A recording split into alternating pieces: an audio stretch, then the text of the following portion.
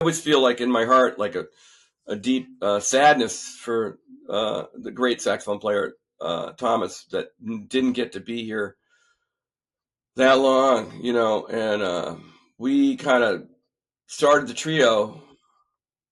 Actually, I wasn't the first drummer in the trio. Come to me. Ferron Clough was the first drummer. Ferron Clough, and then when he couldn't make the gig, I ended up going to the Knitting Factory. I got a phone call from Thomas. Hey, Steve, come on down. I got Ferron can't make the gig. Can you come down and play? So I went down there, played the set at the Knitting Factory with Thomas. I didn't even know what we kind of ran through a couple of things, but before I knew it, it was like a record. That performance was a record on A&M Records. They were recording that night, and that track got on this A&M record. That one track, it was all different bands, but that's what started, I think, started the Thomas Chapin Trio, that particular cut that night.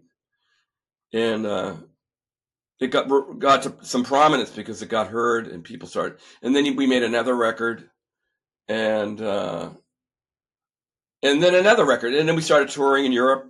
We've gone on the road with kind of a traveling festival. We had different bands on. James Blood Omer was in the band. Sam Bennett and Chunk was in there, and with some different types of music that I never really experimented with until then, because I was pretty much kind of a real straight ahead player. So when I got with Tom, I was kind of doing a different genre than I kind of think that I was coming to New York to do. So it was a little twist for me, I wanted to be like that really straight ahead kind of drummer, and this took me into a different place. So it was a good place to go because I needed that exploration in my playing. So I did that and lasted on that for a couple of years, and Thomas really started getting prominent with the trio.